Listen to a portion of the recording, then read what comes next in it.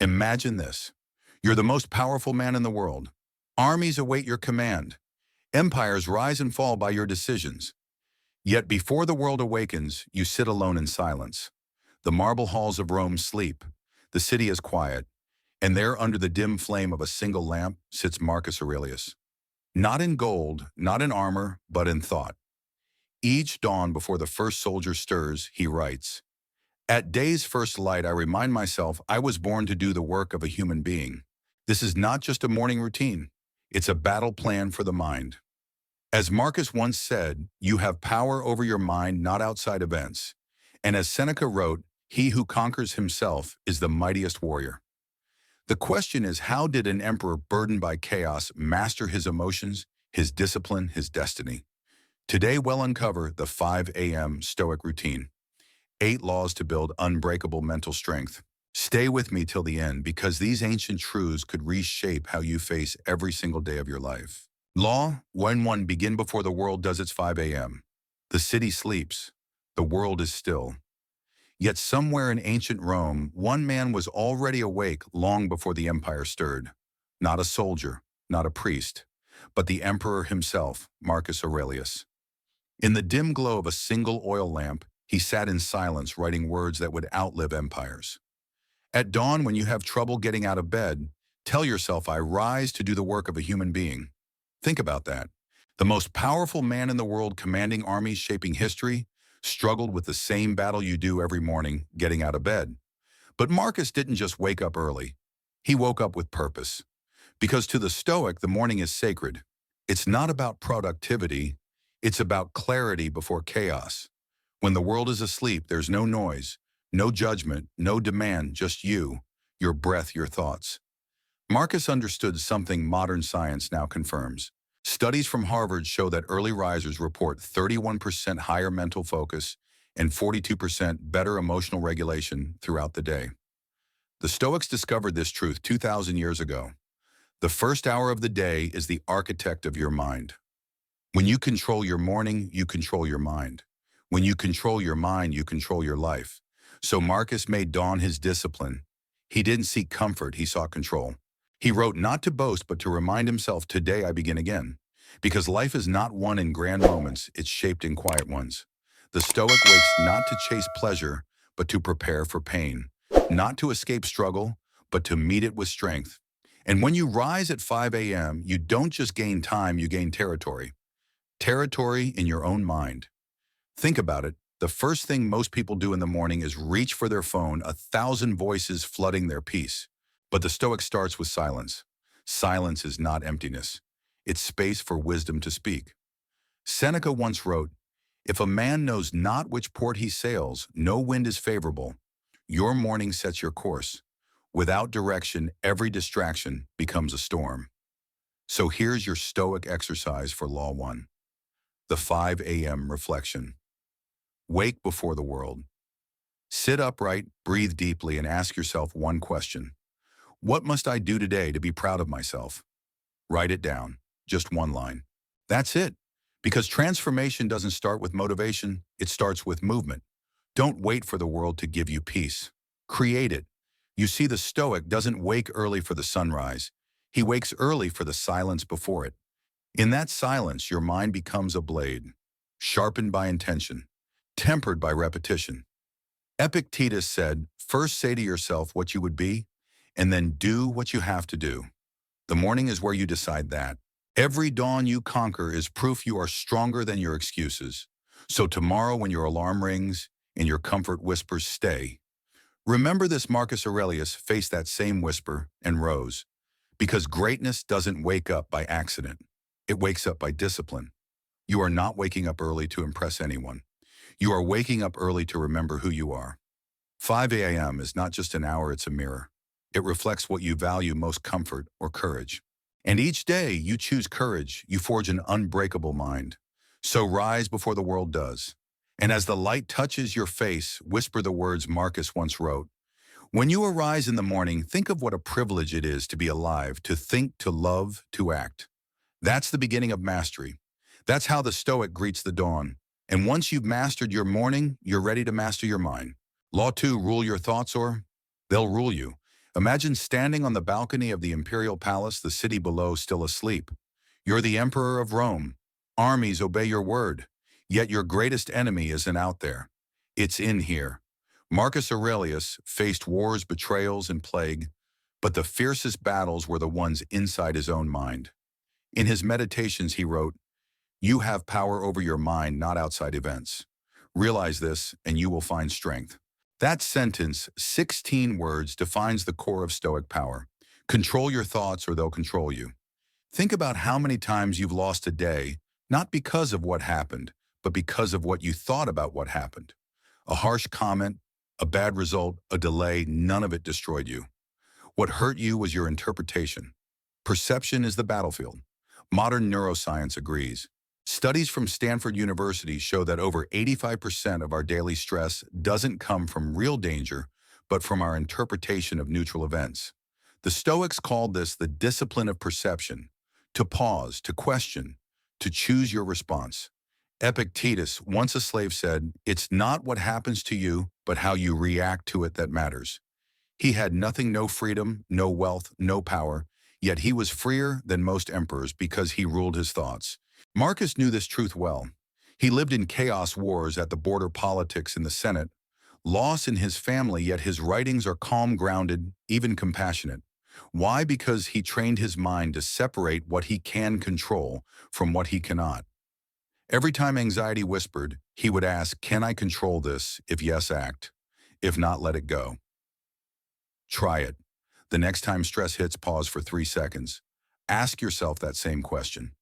You'll feel the grip of emotion loosen, because power is not the absence of emotion, it's the mastery of reaction. The Stoics weren't emotionless. They were emotionally disciplined. They felt deeply but didn't drown. Marcus once confessed, "The mind adapts and converts to its own purposes the obstacle to our acting. The impediment to action advances action. What stands in the way becomes the way." Think about that. He turned obstacles into fuel. Every hardship became training. Every irritation became insight. You can do the same. Here's your Stoic exercise for Law 2. It's called the thought audit. When you feel anxious or angry, stop and breathe. Write down what triggered it. Next to it, label control or no control. If it's under your control, make one small action. If it's not, release it. Don't wrestle with shadows. Do this for 7 days. You'll notice your mental noise begin to quiet. The mind once trained becomes a fortress. Marcus called this the inner citadel, a mental stronghold no chaos can breach. But beware, if you don't train your mind, the world will do it for you. Social media, gossip, anger, comparison, they are invaders. They storm your peace, and you surrender without noticing. A 2023 study from the University of Michigan revealed that individuals who consume negative news for more than 10 minutes per day show a 27% increase in cortisol, the stress hormone, for the next 6 hours. The Stoics understood this long before science proved it. So guard your mind like an emperor guards his empire. You wouldn't let strangers walk into your home. Why let toxic thoughts walk into your head? As Marcus said, the soul becomes dyed with the color of its thoughts. What color is yours today? If you fill it with resentment, you'll see enemies everywhere. If you fill it with gratitude, you'll find peace in the smallest things. The choice always is yours. Because no one can steal your mind unless you hand them the key. You see, discipline of thought is not just mental hygiene, it's spiritual armor. It's how the Stoic stays calm in chaos, strong in loss, humble in victory. When you master this, the storms outside no longer shake you. You become like the rock Marcus described. Be like the rock that the waves keep crashing over. It stands unmoved, and the raging of the sea falls still around it. That is the Stoic mind, not empty, but unshakable. So tonight, before you sleep, write this question. What thought today ruled me, and what thought today did I rule? Tomorrow rise again, calmer, sharper, freer. Because when you master your thoughts, you master your fate. And as you learn to rule the invisible, you'll soon be ready to conquer the visible. Law 3, Voluntary Discomfort. The year is 170 AD. The Roman Empire stretches from the sands of Egypt to the forests of Germania. And in the midst of luxury, marble, and power, the emperor chooses hardship. Marcus Aurelius could have lived in gold and silk. Yet his mornings were cold, his meals simple, his bed hard. Because he understood a truth the modern world has forgotten: comfort weakens, struggle strengthens. In his meditations, Marcus wrote, "The impediment to action advances action. What stands in the way becomes the way." He trained himself not through privilege, but through purposeful pain. And this, my friend, is the third law of the 5 a.m. Stoic routine: voluntary discomfort. The art of choosing struggle before life chooses it for you. You see, the Stoics believe that we grow soft when life grows easy, that the human spirit, like iron, rusts in comfort, but sharpens under pressure. Seneca once said, "Set aside a certain number of days during which you shall be content with the scantiest and cheapest fare, saying to yourself, 'Is this the condition that I feared?'" It wasn't self-punishment. It was self-preparation. The Stoics trained not the body, but the will. Marcus endured hunger, cold, and loss not to suffer, but to remember his strength. Modern psychology now proves what Marcus practiced. A study from Cambridge University found that individuals who engage in controlled stress activities, cold exposure fasting, endurance training, develop 40% higher resilience to future stress compared to those who avoid discomfort. In simple terms, hardship rehearsed is hardship reduced. Think of it this way: the person who never faces challenge is easily broken by small storms. The person who trains in the rain no longer fears thunder. The Stoics called it premeditatio malorum, the premeditation of adversity. They visualized discomfort before it arrived, saying, "Today I may meet with pain, hunger, insult, or loss, but none of these can harm my soul." The goal was not to avoid suffering, but to strip it of its surprise. Because what you expect, you can endure. What you endure, you can transform. Modern life, however, worships comfort. We chase ease, convenience, instant gratification. We air condition our discomfort away, and then wonder why our minds feel fragile. Marcus knew the body follows the mind, and the mind decays in luxury. He lived with discipline, not indulgence. He believed every small act of resistance was a stone in the fortress of the soul. Here's your Stoic exercise for law. 3. Choose one voluntary discomfort this week. Take a cold shower each morning. Skip one meal and observe your hunger without reacting. Walk in silence for an hour, no phone, no distraction. Don't do it to prove toughness. Do it to rediscover control. Because every time you willingly enter discomfort, you reclaim power from fear. Fear says, "I can't handle this." Discipline replies, "Watch me." The Stoic embraces temporary hardship to gain permanent strength. Marcus once reflected, "It is not death that a man should fear, but never beginning to live." And what is living if not learning to face what others flee? Every cold morning, every skipped indulgence, every quiet hour, these are not punishments. They are reminders that comfort is optional, but strength is essential. You see, when life hits, as it always does, the man who has practiced struggle meets it calmly. While others say, "Why me?" he says, "I've trained for this." And that mindset, unshakable, unflinching, is what turns ordinary men into Stoic warriors. Because the more you endure by choice, the less you suffer by chance.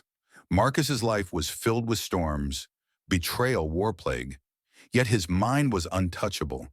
He had rehearsed pain, so when it arrived, he simply nodded and whispered, "Ah, I know you." That is the power of voluntary discomfort.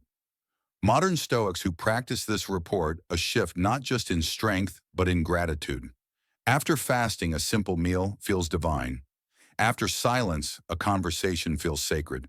After cold warmth, feels like grace. Voluntary discomfort is not about removing joy, it's about amplifying appreciation. Because you cannot truly value light until you've sat in darkness. So tomorrow, choose a discomfort. Step willingly into what others avoid. The cold, the hunger, the silence, these are your teachers. And as you finish that moment of struggle, breathe deeply and remind yourself of Marcus's wisdom. If it is endurable, then endure it. Stop complaining, because every time you embrace what's hard, you build what's rare: mental armor. So walk into the cold and rise stronger. For in the fire of discomfort, you forge the steel of resilience. And now that you've faced hardship by choice, you're ready for the next discipline, the one Marcus practiced every dawn. Law 4, journal like an emperor. It's still dark. The emperor sits alone, wrapped in a simple cloak, a candle flickering beside him.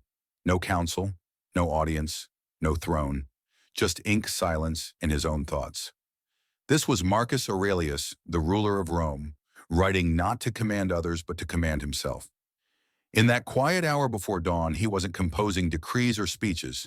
He was journaling for himself. And that is the fourth law of the 5 a.m. Stoic routine journal, like an emperor. Because Marcus understood something few ever learn, that writing is not just reflection, it's recalibration. In his meditations, he wrote, "When you arise in the morning, think of what a privilege it is to be alive, to think, to enjoy, to love." These were not words for the world. They were reminders to his own mind. The emperor's journal was his mirror, each page a battle between impulse and intention. He questioned his fears. He challenged his pride. He rewired his thoughts before the day could. 2,000 years later, modern psychology agrees. Studies from the University of Texas show that expressive journaling reduces stress levels by 27%, increases clarity, and improves emotional resilience. Because writing slows the mind, and when you slow the mind, you can see it. The Stoics used journaling not to remember life, but to understand it. Seneca called it evening self-interrogation. He wrote, "Each day I examine myself. What have I done well? What could I do better? What did I leave undone?" This wasn't guilt, it was growth. Marcus took it further. He didn't write for perfection. He wrote for peace. Each sentence was a conversation with his higher self, the man he wanted to be teaching the man he was. And that's where your practice begins. The Stoic journal ritual. Every morning before the noise begins, write 3 things. Gratitude. What am I thankful for today? Challenge. What will I face calmly today? Character. Who do I choose to be? Don't aim for poetry, aim for honesty. Because the page doesn't judge, it reveals. When you write your thoughts, they stop controlling you. You turn emotions into evidence. Fear becomes text. Text becomes lesson. The moment you write, "I am angry," you've already distanced yourself from anger. You've become the observer, not the prisoner. That's the Stoics' secret weapon: awareness before reaction. Marcus wrote in times of war, plague, and betrayal, yet his pages radiate calm. Why? Because he processed his chaos before it processed him. Every morning, his pen became his sword, cutting through confusion, carving clarity. He reminded himself, waste no more time arguing what a good man should be. Be one. Each line was a promise. Each reflection, a reset. The emperor's journal was his shield, not against enemies, but against his own impulses. And when you journal, you build the same armor. In a world of noise, journaling is rebellion. In a world of distraction, it's discipline. Because when you write, you remember what matters. You see your priorities on paper and realize how much time you waste on what doesn't. You notice your recurring worries and start questioning why they return. And most of all, you begin to meet yourself again. The page becomes your temple, your handwriting a meditation. 10 minutes. That's all it takes. 10 minutes to clear the fog, to center the mind, to remind yourself, I am not my thoughts. I am the thinker. When you live without reflection, you drift. When you reflect, you direct. The Stoics didn't journal to document life, they journaled to design it. And that design begins with your pen. So tomorrow morning, before you touch your phone, before you scroll, before you speak, sit down, breathe, and write. Even one line can change the tone of your entire day. Remember Marcus's wisdom. Look well into yourself. There is a source of strength that will always spring up if you will always look. That strength begins on the page. Journal like an emperor. Rule your inner world before you face the outer one. Because the man who writes his thoughts commands them. And now that you've built clarity within its time to learn what truly drives a Stoic. Law 5, focus on virtue, not victory. Imagine this. You've won the war. The crowd cheers your name. Statues rise in your honor. Yet that night alone in his tent, Marcus Aurelius writes just one line: waste no more time arguing what a good man should be. Be one. The fifth law of the 5 a.m. Stoic routine. Focus on virtue, not victory. Marcus understood that glory fades, wealth decays, and applause dies, but virtue endures. In a world obsessed with achievement, he asked a different question. Who am I becoming while I'm achieving? Because victory can make you famous, but virtue makes you free. The Stoics believed that the purpose of life was not success, but excellence of character. Epictetus wrote, "If you wish to be good, Begin by believing you are the master of no one but your own mind. Marcus lived by this law daily. Surrounded by power, he practiced humility. Tempted by flattery, he chose honesty. Offered comfort, he chose discipline. He believed that the true battlefield was the one inside where pride, greed, and fear fight for the throne of your soul. And he fought that war every single day. You see, virtue to the Stoics wasn't abstract. It was practical. They defined four pillars: wisdom, justice, courage, and temperance. Wisdom to see the world clearly, justice to act with fairness and compassion, courage to face fear without retreat, temperance to control desire before it controls you. Marcus said, if it is not right, do not do it. If it is not true, do not say it. Simple, powerful. But here's the question: how do we apply this now in the modern world? In a world of comparison and competition, we measure ourselves by followers' likes, income, status. Yet none of these bring peace. Studies from Yale University found that individuals driven by external validation experience 37% higher anxiety and 29% lower life satisfaction than those guided by internal values. The Stoics discovered this truth centuries ago. They taught, if you live according to nature, you will never be poor. If you live according to opinion, you will never be rich. To live according to nature meant aligning your actions with your principles, not your ego. Virtue then is the act of living your philosophy, not preaching it. When Marcus walked through the palace halls, he whispered reminders to himself: don't be Caesarified. Remember who you are, a man, not a god. Even as emperor, he bowed to reason, not power. And that's the Stoic paradox. The more you let go of victory, the more victorious you become. Because virtue gives you something success never can: peace of mind. The Stoic asks, what's the right thing? Not what's the easy thing or what will they think of me. You win not when others praise you, but when your conscience does. So here's your Stoic practice for Law 5, the virtue check. Each night before you sleep, ask 3 questions. Did I act with integrity today? Did I choose courage over comfort? Did I serve something greater than myself? Write the answers. No judgment, just awareness. Because awareness turns guilt into growth. Every honest reflection shapes your moral compass 1 degree at a time. Over weeks, you'll notice something change. You'll start choosing the harder right instead of the easier wrong. You'll begin to measure your days not by success, but by sincerity. And when you live this way, external chaos loses its grip. Marcus wrote, a man's worth is no greater than the worth of his ambitions.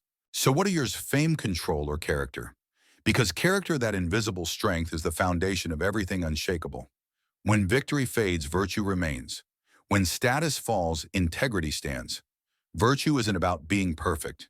It's about being conscious. Choosing principle over impulse, service over self-truth over comfort. That's what builds an unbreakable mind, not metals, but morals. So tomorrow when you face a choice, pause. Don't ask, what do I want? Ask, what would Marcus do? Because the Stoic doesn't chase glory, he cultivates goodness. The applause may fade, the fortune may vanish, but the soul of a virtuous man echoes through eternity. As Marcus reminded himself, live not as though you had 1,000 years, but as if death were at your shoulder. Be good now. And that brings us to the next law, a reminder of the one truth that gives everyday urgency and meaning. Law 6, Memento Mori, remember you will die. The emperor stands at dawn, golden light spilling across the marble floor. In his hand, a small object, a skull carved from bone. Memento Mori, remember you will die. To most, those words sound morbid, but to Marcus Aurelius, they were liberating. Because death was not an enemy, it was a teacher. And this is the 6th law of the 5 AM Stoic routine, Memento Mori, remember you will die. Marcus wrote in his Meditations, you could leave life right now. Let that determine what you do and say and think. He was not obsessed with death, he was awakened by it. Because once you accept mortality, triviality fades. The Stoics believe that death gives life its shape. Without an ending, there's no urgency. Without limitation, there's no meaning. Seneca wrote, it is not that we have a short time to live, but that we waste much of it. Think about that. Most people don't fear dying. They fear not having lived well. In the Empire of Rome, plague could strike at any hour. Marcus lost 8 children before adulthood. Yet instead of despair, he found perspective. He wrote, "Do not act as if you were going to live 10,000 years. Death hangs over you. While you live while it is in your power, be good." That is not depression, it's devotion to living now. In modern terms, think of how you spend your mornings. Checking your phone, scrolling through noise, reacting instead of reflecting. Imagine if every day began with one question. If today were my last, how would I live it?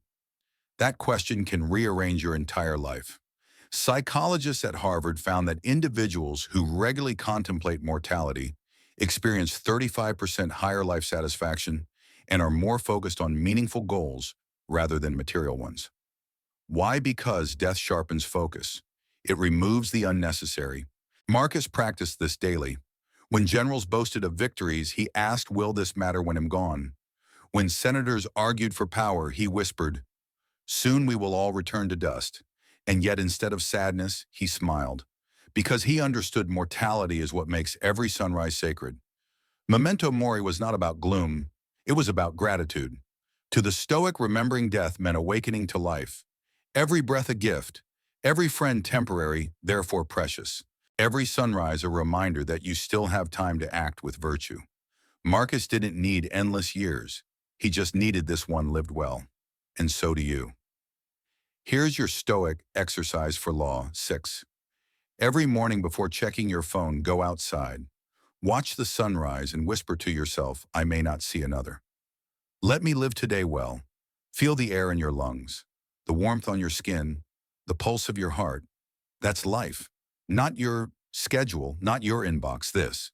The Stoics believe that remembering death turns fear into fuel, because once you accept that time is limited, you stop wasting it. You stop postponing dreams. You stop delaying kindness. You stop holding grudges. You start living urgently, intentionally, completely. Seneca said, "While we wait for life, life passes. So don't wait. Say what you need to say. Do what you've delayed. Forgive faster. Love deeper." Death doesn't make life meaningless. It makes it urgent. Marcus wrote, "It is not death that a man should fear, but never beginning to live." Every time you remember Memento Mori, you remember your mission, and that is to live each day so fully that when death finally comes, it finds you alive. So tomorrow as dawn breaks, whisper it again, Memento Mori. Not as a warning, but as a wake-up call. Because when you remember that time is finite, every moment becomes infinite. Law 7, serve the common good. Rome, the mightiest empire on earth, its emperor Marcus Aurelius could command millions. Yet in his journal, he wrote something no ruler before him had dared to say: "What is not good for the beehive cannot be good for the bee." The seventh law of the 5 a.m. Stoic routine, serve the common good. Marcus believed leadership was not about dominion, but duty. He saw himself not as the master of Rome, but its servant. In a world where everyone chased power, he chased purpose. And that purpose was simple: to live for something greater than himself. You see, the Stoics believe we are all citizens of one great city, the universe. Epictetus taught, "No man is an island. What is harmful to the hive is harmful to the bee." To serve others then was not just moral, it was logical, because the good of one depends on the good of all. Marcus wrote, "Men exist for the sake of one another. Teach them or bear with them." Think about that. Even the emperor of the known world reminded himself daily to be patient, to forgive, to help. That's real strength. Not the power to rule others, but the power to rule your ego. Modern research proves what Marcus intuited. A 2021 Stanford study found that people who dedicate at least 2 hours per week to serving others report 33% higher levels of happiness and significantly lower rates of depression and anxiety. Why? Because the human brain is wired for contribution. When you serve, your life gains coherence, a sense that what you do matters. The Stoics called this oikoiosis, the expansion of care from self to family, to community, to all humanity. They taught the wise man lives in harmony with nature, and nature itself is cooperative. The stars share light, the trees share air, the rivers share life. So must we. But today, many of us live isolated, scrolling through lives we don't touch, chasing validation we never feel. Marcus's reminder echoes louder than ever. The fruit of this life is good character and acts for the common good. That's the metric of a life well lived, not what you take, but what you give. Serving others doesn't require grand gestures. You don't need to command legions, just care deeply. Hold the door. Mentor someone younger. Listen without judging. Create something that helps, not just sells. Every small act of service is a rebellion against apathy. Every kind word a flame against the darkness. Here's your Stoic exercise for Law 7. Every morning write one question: whose life can I make better today? Every evening write one answer: whose life did I make better today? Try it for a week. Watch how your mind shifts from self-centered to soul-centered. Because service is not sacrifice, it's expansion. When you lift others, you rise too. Marcus once led an empire through plague and war. Yet his most powerful act wasn't conquering lands. It was comforting his people. He visited the sick, walked among soldiers, listened to the poor. The emperor became a servant, and in doing so became immortal. Legacy isn't built in titles or monuments. It's built in impact. You can measure a life by what you earn or by what you elevate. The Stoics chose the latter. They saw humanity as one body. When one limb suffers, the rest must respond. Marcus wrote, "What injures the hive injures the bee. It's not weakness to care, it's wisdom. Because selfishness builds empires that crumble. But service builds souls that last forever." So tomorrow morning when you rise at 5 a.m., don't just ask how to improve yourself. Ask how to improve the world through yourself. Leave people lighter than you found them. Speak with kindness that outlives you. That is how the Stoic serves silently, sincerely, consistently. As Marcus wrote in his final years, the best revenge is not to be like your enemy, meaning respond to the world not with anger but with integrity. Serve with love even when it's hard, because goodness multiplies. And when you live for the common good, you never truly die. You become part of something eternal, a legacy of light. Law 8 end with reflection. The city of Rome sleeps. The emperor sits once more at his desk, the flame of a single candle flickering beside him. It is the end of another day, a day of meetings, decrees, and burdens no man should carry. And yet Marcus Aurelius smiles, because before the world closes its eyes, the Stoic opens his mind.